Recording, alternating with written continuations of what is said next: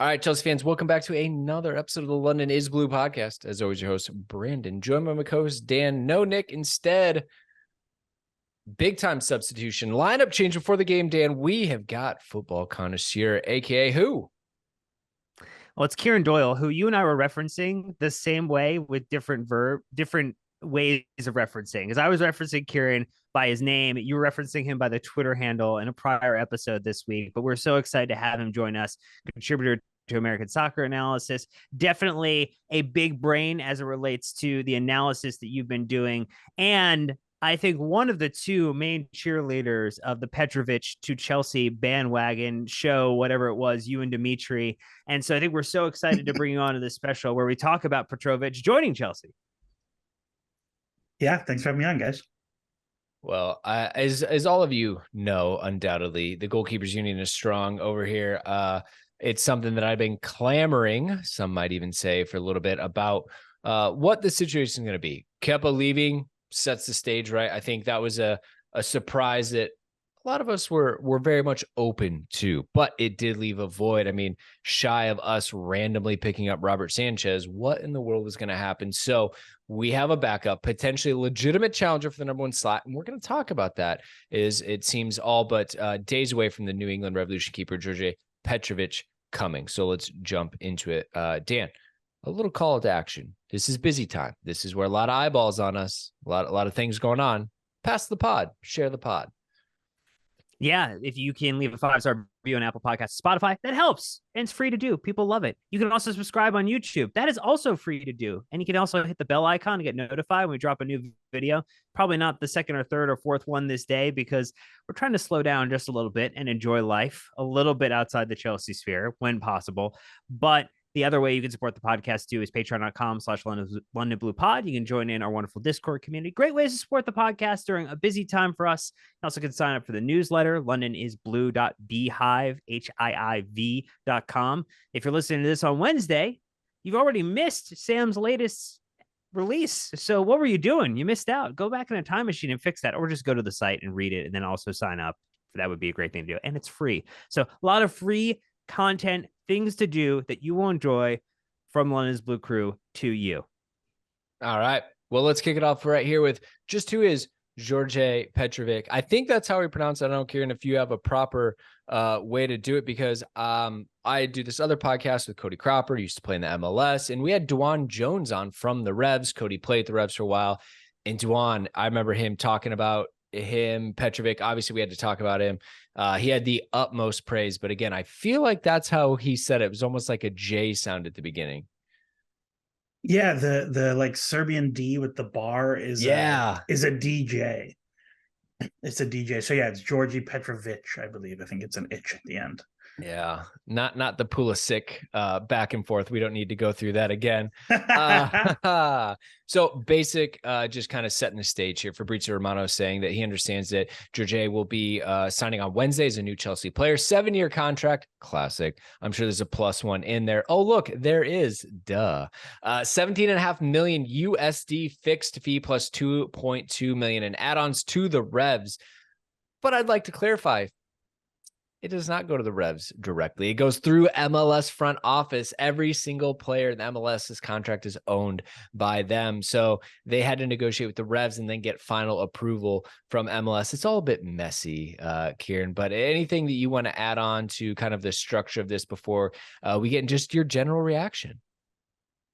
Yeah, I think like one of the key things about the deal that have kind of made this fee maybe a little bit bigger than people are expecting is that the MLS transfer window is closed right now, so you can only sign free agent replacements. So that's kind of a key thing that has twisted this deal in a few different ways.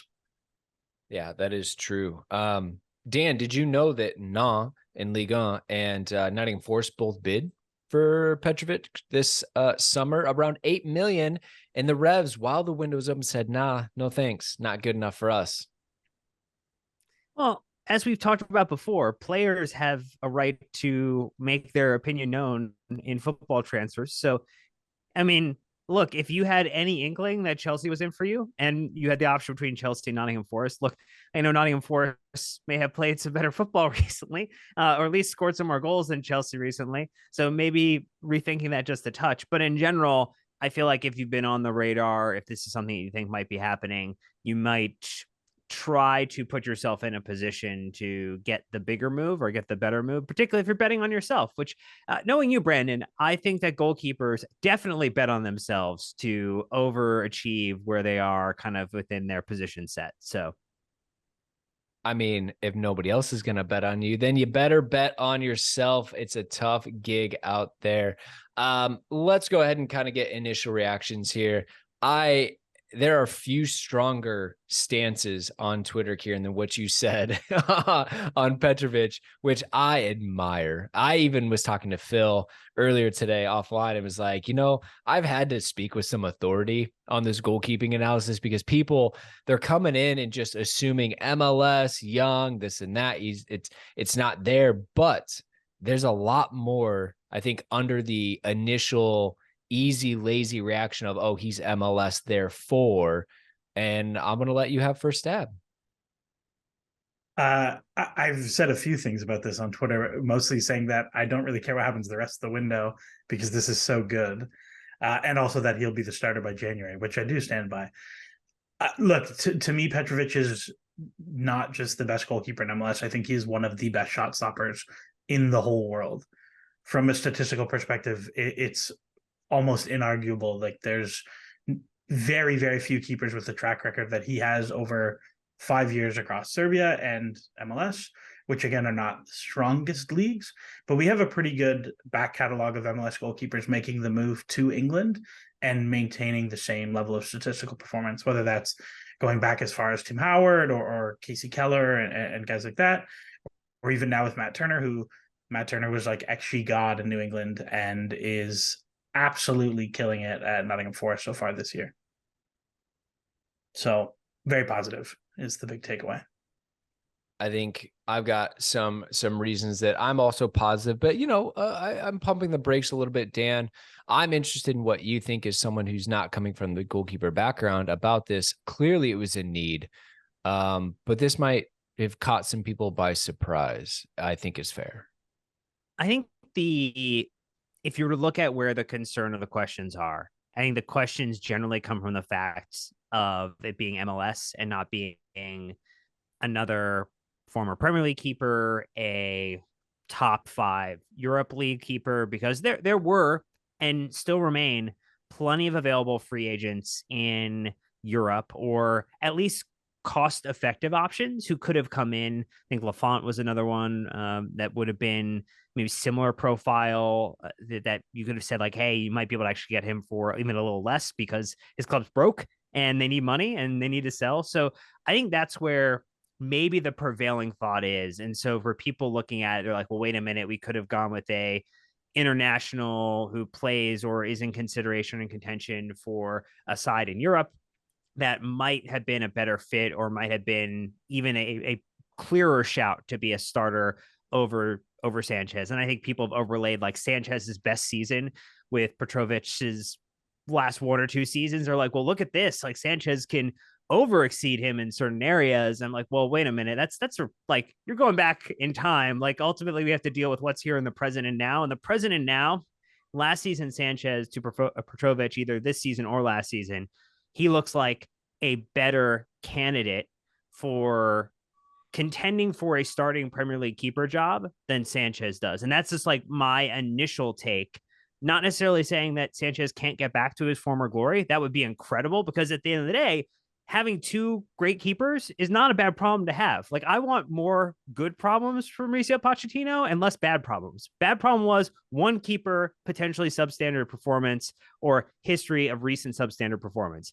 Good problem for Mauricio Pochettino, 2 players, 1 who now is showing exceptional shot stopping ability and also has some, what looked like, at least from an early analysis, some of the crossing element comes into it. That was very interesting when I was watching Kieran's video about just what are the skills that he's going to bring to Chelsea. I think all of it feels good.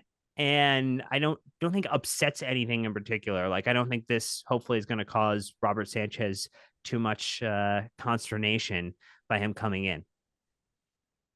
Look, I think what I would say in context around this is we've talked about this a lot with Chelsea. There are some positions that's a bit of a free hit this season. Chelsea's not in Europe. We play one match a week. The downside is less cup matches, without Champions League and Europa League.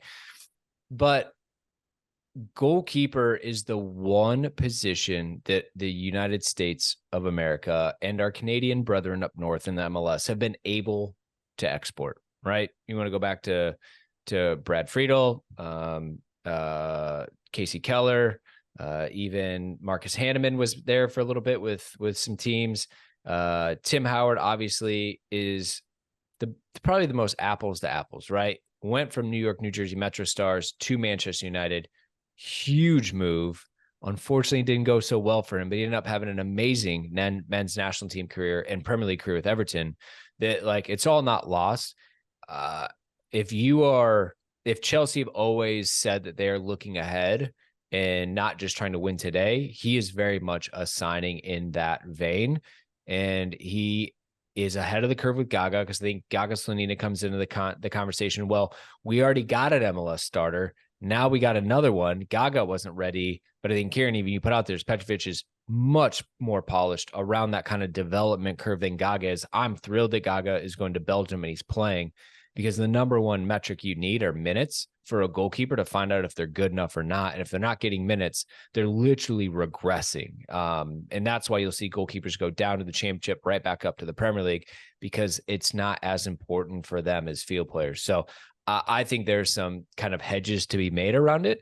And there are lines you can draw from MLS to Premier League. And now, New England Revolution to Chelsea, that's a big line to draw, but hey, let's find out what happens. And affordable. Can we remind ourselves about that? Affordable.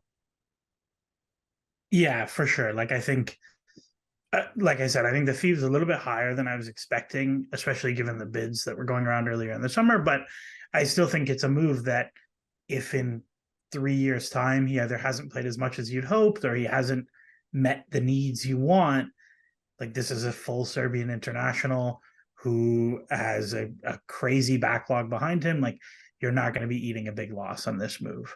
Yeah. And he's just a top keeper. Yeah. Well, let's go ahead and dig into that a little bit. We're going to take a first ad break. When we're back, we're literally going to answer the question, who is he? So thank you to the sponsors, and we'll be right back. All right, Dan, your turn. Here we go, sir. Jed from Twitter saying, who is he? Literally. A lot of people hadn't even heard of him at this point. Well, number 99, which I think is a classic, uniquely fun number for a goalkeeper. If you can't get one, why not go for the other end of the spectrum? It is, according to the MLS's website, Đorđe Petrović, and he is listed as 6'4". I do believe that there is some assumptions from individuals like Kieran that maybe he plays larger than his size or larger than his frame. And right-footed individual. We mentioned that he's a Serbian national as well, so that there's and he's 23 again, so he will be turning or has already turned that age this year. So actually, I don't know. It's depending upon if the MLS website is using the American dates, he will turn. He will turn 24 this season. So again, still a very young keeper overall. But I think if we were to kind of advance the conversation now that we have the basic profile, there were things that we're listing as strengths. And one of the ones, Kieran, that seems to be the standout one, or his standout strength, is really shot stopping and how comfortable he is and how, I guess, maybe otherworldly his decision making is when it comes to not making the errors that will have, I don't know, been nightmares for Chelsea supporters over the past couple seasons with some of the decisions we've seen from whether it was Mendy or Kepa or others, where you just wonder, boy, oh boy, why did you go out to claim that? Why didn't you stay in your spot? Why didn't you do this? Like, that doesn't seem to be, at least in even an iota of a concern for Petrović. Yeah, the timing of this is quite funny, because he actually made like quite a large error recently in a Leagues Cup game where he came for a cross that he probably shouldn't have, and it's like been flicked in at the near post. And I was thinking about it, I was like, I can't remember another one. And so I was digging through the Y Scout, and the reality is he's a very, very solid goalkeeper from a reliability standpoint. The real strength is the shot stopping. In terms of like, if we look at the XG and stuff like that, he is just historically good in MLS and in his time in Europe. The thing that I think stands out the most for Chelsea is two things. One, his choice of technique in 1v1s is excellent. I showed it in the video, but I would highly recommend people go check it out. John Harrison has a thread about using data to investigate how keepers approach 1v1s with different technique choices. And Petrović is like a robot who just makes the right decision every single time, which is just awesome to see. And the other is that he does not concede long shots.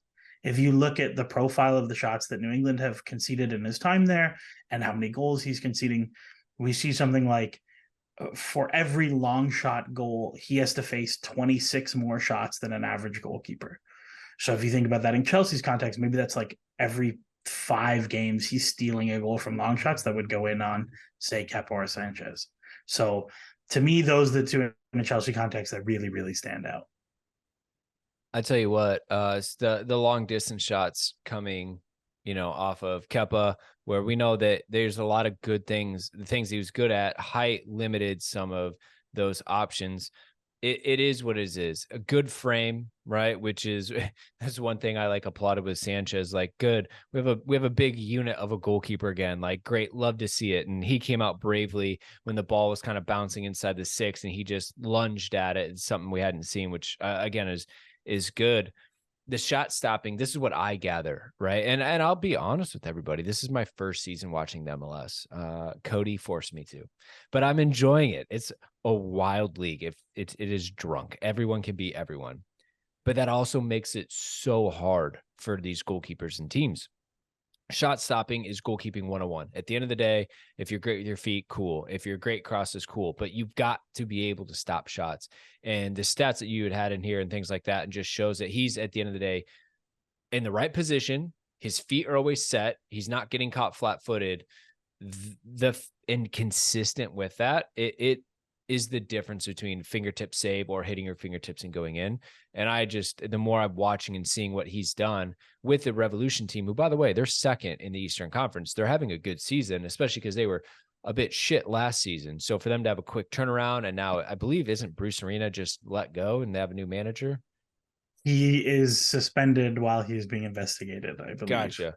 So there's some adversity inside the locker room with him, but as it stands, they're putting together a really good run. And I think that's obviously comes down to him being rock solid back there. You got to build off it. Yeah, it's unbelievable, some of the saves he makes in individual games. And I think it's interesting that you talked about how he's so steady and he's always set and his feet aren't moving. And it's fun to compare to Kepa, who, like, everybody on Twitter at this point has seen the Kepa arm swings before every save and the jumpy feet. Like, everyone has seen it. And if you watch Petrović, the guy is like not robotic, because robotic I think has negative connotations, but he is so deliberate with his movement and his footwork where there is no wasted movement. It is very clear that his feet are always shoulder width apart. He's never stretched. He's always ready to go. From a technical perspective, he is exceptionally clean. When you look at where he needs to go next, so we drop him into Chelsea. He's here. He's got skills that we're going to benefit from fully. But where are the areas of his game that maybe are going to be more limited, or things that maybe he will need to work on? I think one of the things you pointed out was just his distribution relative to maybe what the modern goalkeeper is expected to do is going to be different. So expect a lot of short passes to center backs and allowing Levi Colwell and Thiago Silva and Benoit Badiashile to do the work of getting it up the field, because that's not who he is. Yeah, this is kind of the looming question, where if you're like, okay, 18 months from now, Kieran, you were wrong. It didn't work. This is where I would look, is that Pochettino just never trusted him with his feet. That's not to say I think he's poor with his feet. I think we have to evaluate in the context that he plays in MLS for a fairly old school coach we are not seeing the Revolution play like 3-2 elaborate build structures to do things. they play, and it goes back to him, and he kicks along to the striker, and it is what it is. My biggest question is to see how much he is asked to do things differently. Like, is he asked to play into midfield, into people's feet, or is he just pass it to Thiago Silva and let him take care of it? And then if he is asked to do a little bit more difficult things, how much can he do? If you go back and watch some of the stuff he does in Serbia, he's not like an oaf. Like, he can play a little bit, but I think maybe a good comparable for where he is someone like David De Gea, where if it's not the right context, we've seen how poorly that can go. I get it. Aerially, how do you feel about him? Right. We know that Poch is coming off Hugo Lloris, which was good with his feet, unless it was with France, and he was guaranteed to play to the other team at one point. But from a crossing perspective as well, I think that that's something that we've lacked, really. Mendy gave us a little bit of hope. Sanchez came out and caught a cross, and the fans sarcastically applauded, but at the same time, I think they were hopeful as well. I'm also just sensitive coming off of the West Ham match with James Ward-Prowse, right? Where, they were able to like lean on crosses and set pieces specifically against Chelsea.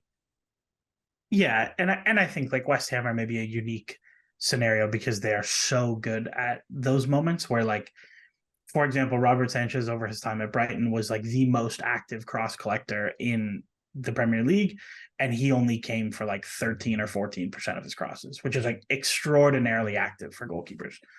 Petrović is a less active cross claimer, but New England also defend in a way that they deny teams crosses. So I'm kind of curious to see how the open play stuff translates. The biggest benefit to me is he is exceptional on corners. You can watch the way New England set up to defend corners, and like teams like Red Bulls and Cincinnati, who are very set piece dependent teams, are hitting like whipped deliveries to the back post, and he comes through traffic and gets a big fist on it and clears the danger. And it was the first thing I thought of during the game on Sunday was, oh my God, I think he would have come for this. So it's a very interesting point, and I think Sanchez is a good cross claimer. So I think having someone who doesn't give that up makes it much easier for him to get into the team. As you look at it, I know you mentioned De Gea's name a couple of times. There was a question from Danny Windsor asking just who the best comparison keeper is, or to give somebody an allegory of like, or analogous rather individual that they could just kind of mentally say, okay, this is a good example of who Petrović could be. I know you took some data around just like the shots conceded and like the comparables, like the number of goals conceded from the XG. And so I don't know if that was the list to use, or if there was another name you wanted to share before we get to that list, which I think was some super impressive data. Yeah, I would say the best case is Courtois. I think is probably the best comparable of like high ceiling. I think as a floor, you're talking somebody like Nick Pope is a good comparable, but that's a pretty good window to be shopping in. Yeah. Okay. The Pope to Courtois window is not a bad window to shop in for a Premier League goalkeeper. No, not at all. All right. Let's run the Courtois, because I've got some pretty strong things I like and dislike about Courtois' ability. He's bigger. What I was always impressed by with Courtois was his reflexes. The ability for that big of a guy to shoot that hand down and get those reflex saves. To me, I think one of the things that Courtois has that no one else of his size does, like Emmanuel Neuer, is just the first thing that comes to mind, are those reflexes and athleticism. Do you feel like he has those cat-like reflexes and just elite level of athleticism to be going to his left, change direction when the ball gets put back across him? Yeah, I think there's actually some interesting clips you can watch where, like, I'm sure you have feelings about this as a goalkeeper, where like, do I go with my feet or do I go with my hands when it's in tight? Mm-hmm. And I think it's funny because Petrović is massive, but he always goes with his hands. He's very much like a hands first goalkeeper. And I think Courtois used to be a foot guy, got beat on a couple nasty 1v1s, and now is very much a hands guy. And so I think Petrović is very much in the same vein of like, I can get down pretty well. I love that. That is great to hear. Because I think Courtois was such a strong shot stopper, that tall, lanky frame. He's just so hard to beat. when he gets out there. So if you're telling me that the ceiling is Courtois and the floor is Nick Pope, I just watched Nick Pope in the Chelsea friendly this summer. I like Nick Pope a lot. Honestly, I'm shocked that that one guy from Everton is still England's number one goalkeeper. I think that is crazy, but not my country, not my problem. I rate Nick Pope high, so I like that. What else, Dan?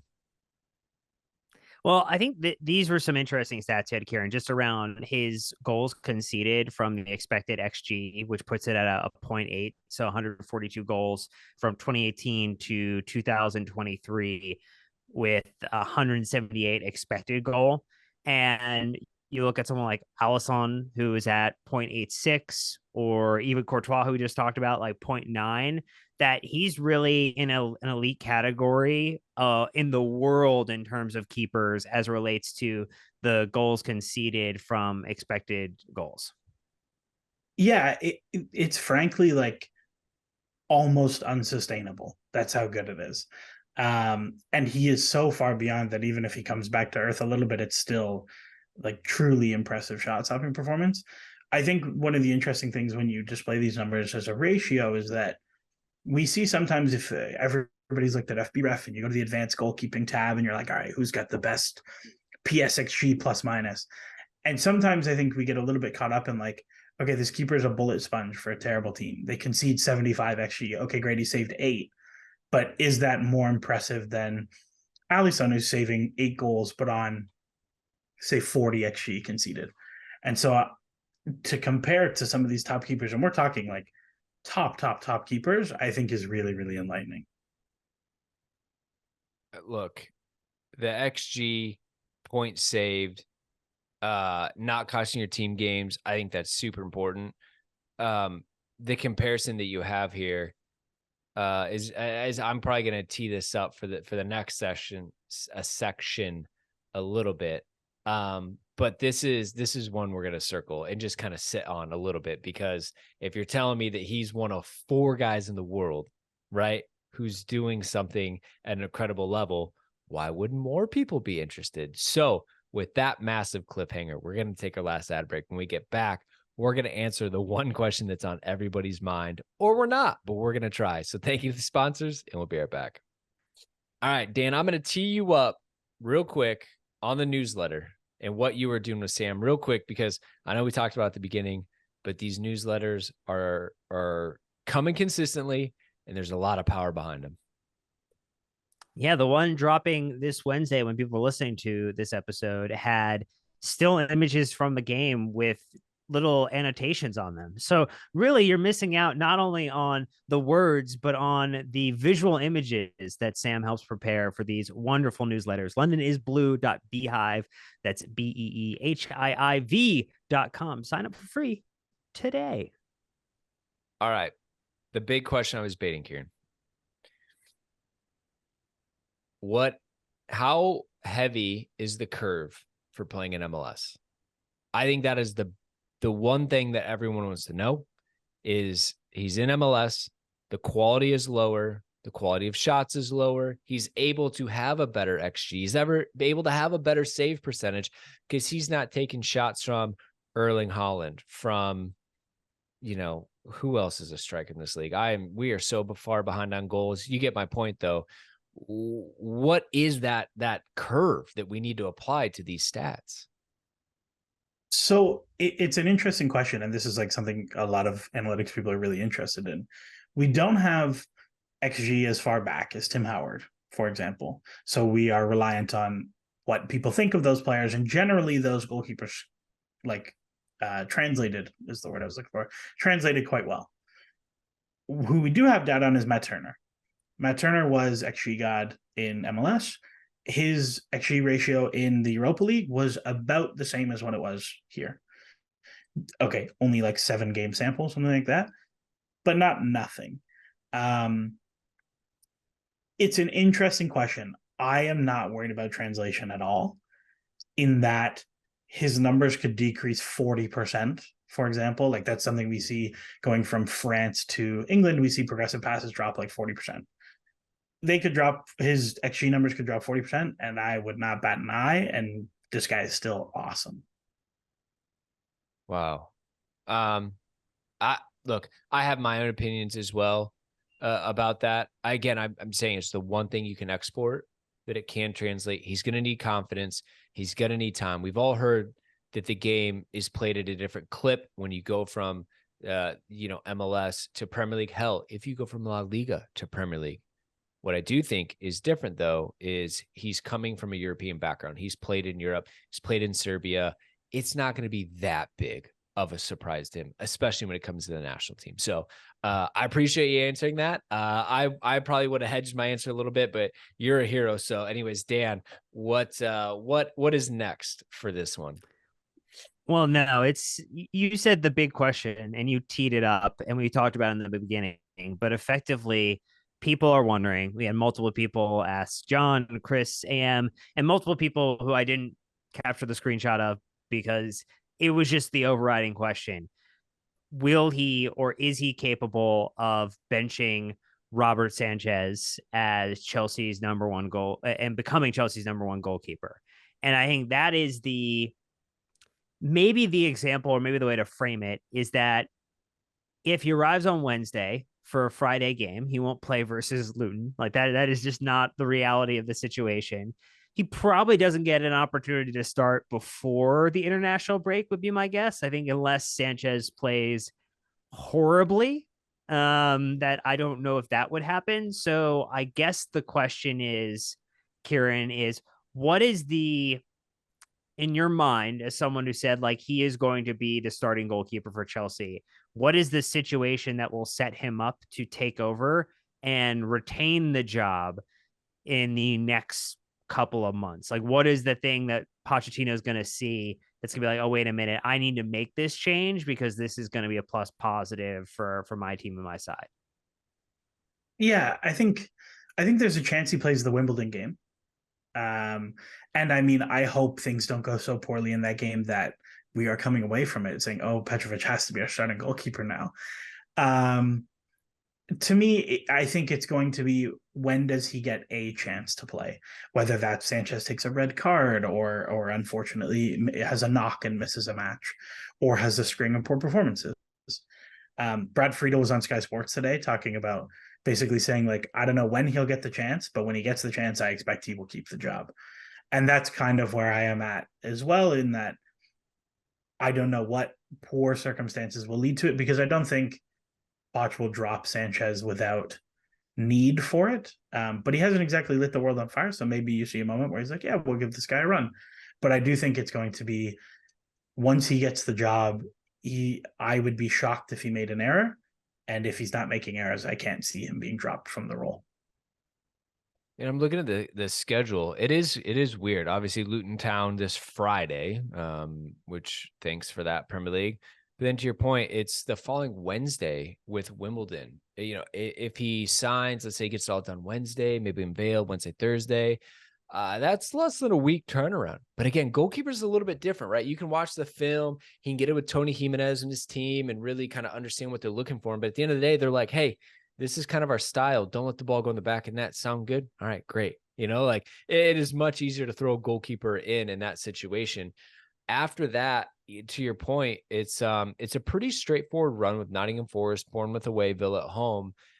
Villa's a little bit tricky, so you don't imagine too many things to shake up. Then Fulham, Burnley, finally Arsenal, right? And then Brentford, Tottenham, City.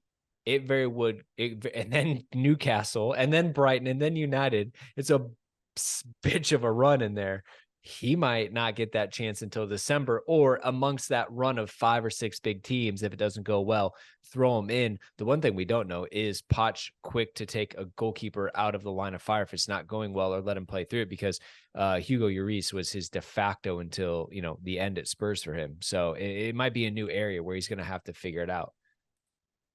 Yeah, I'm not certain on this, so I don't want to speak too confidently, but I believe there was like a Michel Vorm, Hugo Lloris thing going on where like Vorm let in a few stinkers and he was like, yeah, I'm out. We'll go with Lloris from now on. So who knows how long the leash is for Sanchez. And it's not like Sanchez has a lot of sweat equity built up either, right? Like he's only played 2 games. It's not like he was terrific in either of them. I don't think he's unassailable. I think it's gonna be an interesting thing to watch, and I do believe that supporters who are waiting for Chelsea to register their first Premier League win of the season in a not only register the win but do so in a convincing manner. Even though you could argue that a little bit of luck against West Ham, and we probably would win that game running away with it.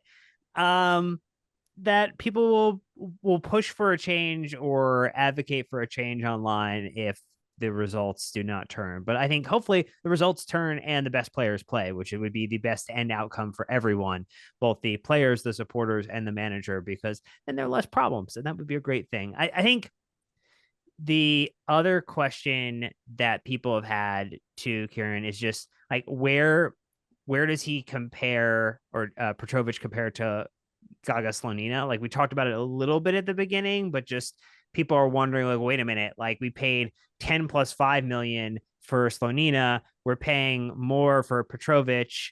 Like, I mean, I think that generally is about like the age, the experience, and like where they're at within their career is like relative to where the cost is. Plus, potentially, if Revolution have to go out and, you know, select from the freely available keepers, there might be a little bit of a premium associated with that to the, hey, you're putting us in a bind. We're going to do this because it's a really lucrative and like top 10 total outbound transfer from MLS in like the league history with Petrović. But what's your thoughts on maybe just the comparison for like why these deals are a little bit different, and, you know, both on their like the costing and then also their developmental curve?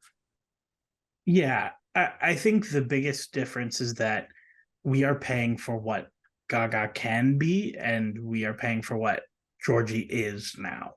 I think Slonina is a very competent young goalkeeper, but if we are comparing their times in MLS, again, Gaga was 18, 19 in MLS, there is no comparison between the two. Petrović is a significantly better goalkeeper who makes many fewer errors and wins you many more points.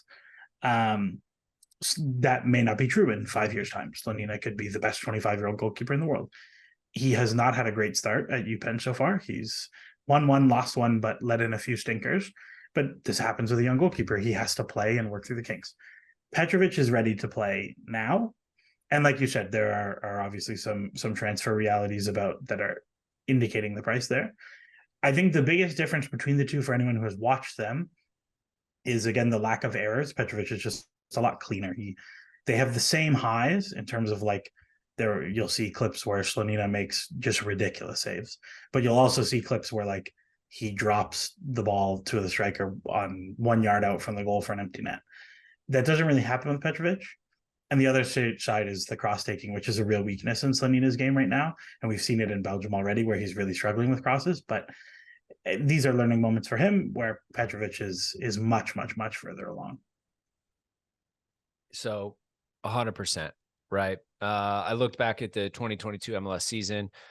Rough run for the Chicago Fire. By the way, if you don't know, the Chicago Fire, where Gaga Slonina came from, they haven't figured out soccer and how to run a team since the early 2000s. Like, genuinely, they've rebranded, I think, 3 times. They keep switching from MLS to Soldier Field. Like, they signed Shaqiri, and he's 40% of their entire team's wages. Like, the Fire, like that, Gaga Slonina is like the bright star amongst just a disastrous run club. They were in 12th place last season. They had a 0 goal difference, scored 47, gave up 47. 47 was kind of middle of the road for goals conceded, maybe a little bit on the high end, but there was clubs that gave up in the 50s as well. The lowest being around Chelsea of them, Brandon. Yeah, I just in the 60s, right? Some teams gave up low 40s. So that kind of gives you, he was right around the middle there.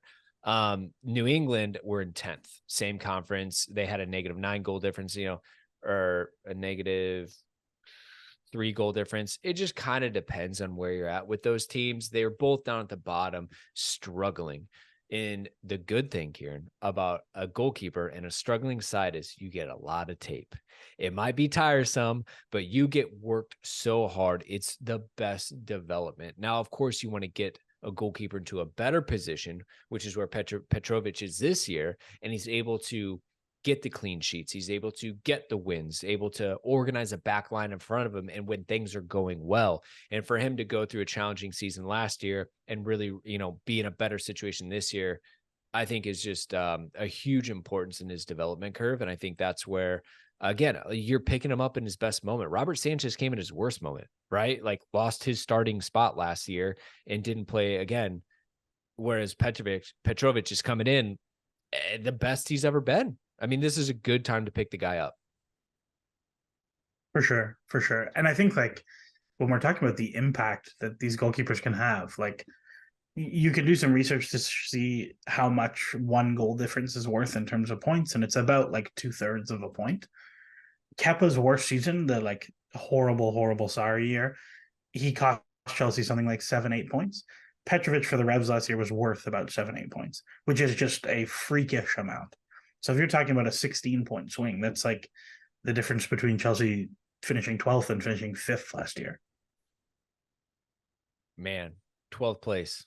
Feels like so long ago. It's all right, so Dan. weird to say. All right, Dan, that's all I've got. You tell me if there's anything else you need to know as just a mere mortal that has questions about goalkeepers. That's right. I think someone on Instagram was just like, I know Dan didn't play soccer. I'm like, well, I mean, I did at elementary school level and then switched to baseball and then flamed out pretty quickly. So no, I don't think we have any other questions. I think we just want to thank you, Kieran, for having just such a wonderful wealth of knowledge to share on Petrović, on goalkeeping, on who he is, what to expect, because I think for a lot of Chelsea supporters, the name came out of nowhere. For those who are not chronically online and scrolling Twitter or X, like this was very much a wait a minute, who, what, when, here, how, why? Like, so I think you've answered a lot of the questions that people are going to have related to this transfer. And I don't know, do you want to end by picking the date or the game that he will premiere as the first choice keeper? I think he did. I think he called his shot already. I think I said before January.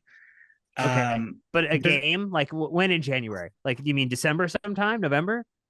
I would say my guess is that Sanchez will have a stinker in one of those big games in the like difficult run, maybe like Brentford or something. He let in like a couple of really bad ones against Brentford for Brighton last year, and that'll be the moment where it's like, you're gonna sit the next one. Yeah, amongst this big run, unless it goes bad and he gets put in for Tottenham or for Newcastle, there's Brentford and Brighton in there. And who knows, Brighton may be overperforming all of my expectations for De Zerbi and everything he does as a coach. And we'll see, but those would be the ones. Worst case scenario, they just let Sanchez get beat up throughout the whole thing. They throw him in against Everton, who look pretty poor. So I don't know. I'd like to see Wimbledon. Might be a little bit too soon, but I tell you what, fitness, he's there, he's playing, he's sharp. I think you could throw him in. I'd love to see him at that point. And you want to know why, Kieran? It is Pochettino telling Sanchez and everyone else, prove it. Here's your chance. Like, let's see what you got. And if we can't beat Wimbledon, well, I'm not even going there. So I would love to see it. Awesome. Well, again, follow Kieran. Link in the description. Super appreciate having you on. I needed some backup. I needed some help. So appreciate you sharing the wisdom and everything you do. Thanks, guys. I loved being on. All right. We'll run it back after he makes his debut. I promise we'll pencil you in as the guest that day.